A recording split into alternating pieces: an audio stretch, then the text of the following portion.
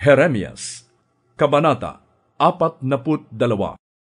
Lumapit kay Jeremias si Johanan na anak ni Kareya, si Azarias na anak ni Hosayas, ang iba pang pinuno ng hukbo, at lahat ng mamamayan mula sa pinakahamak hanggang sa pinakadakila. Ang pakiusap nila sa propeta, "Idalangin ninyo kami kay Yahweh na inyong Diyos, ang lahat ng natirang ito. Kakaunti na lamang kaming natira ngayon tulad ng nakikita ninyo. Hilingin po ninyo na ituro niya sa amin ang nararapat naming puntahan at gawin." Sinabi sa kanila ni Jeremias, "Oo, idadalangin ko kayo kay Yahweh, at sasabihin ko sa inyo kung ano ang sagot niya. Wala akong ililihim na anuman." Sinabi pa nila kay Jeremias, "Parusahan kami ni Yahweh kapag hindi namin ginawa ang sasabihin niya. Mabuti man ito o hindi, susundin namin ang sasabihin ni Yahweh, sapagkat alam naming mapapabuti kami kung susunod sa kanyang salita." Pagkaraan ng 10 araw, tinanggap ni Jeremias ang pahayag ni Yahweh. Kaya tinawag niya si Johanan, ang lahat ng pinuno ng hukbong kasama nito, at ang lahat ng mamamayan mula sa pinakahamak hanggang sa pinakadakila.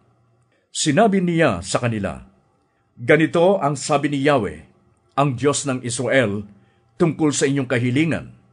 Kung kayo'y mananatili sa lupaing ito, pagpapalain ko kayo at hindi papahamak, itatanim at hindi bubunutin.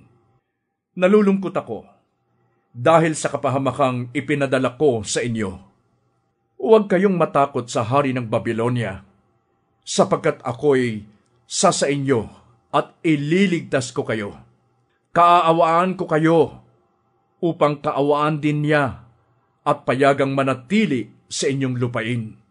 Datapwat, kapag sinuway ninyo ang mensahe ni Yahweh na inyong Diyos, kapag hindi kayo nanatili rito, at sa halip ay pumunta kayo sa Ehipto sa paniniwalang walang digmaan doon at hindi kayo magugutom, ito ang sinasabi ko sa inyo. Kayong nalabi sa Huda, kapag kayo'y pumunta at nanirahan sa Ehipto, aabutan kayo roon ng kaaway na inyong kinatatakutan. Daranas kayo ng taggutom na inyong pinangangambahan, at doon kayo mamamatay.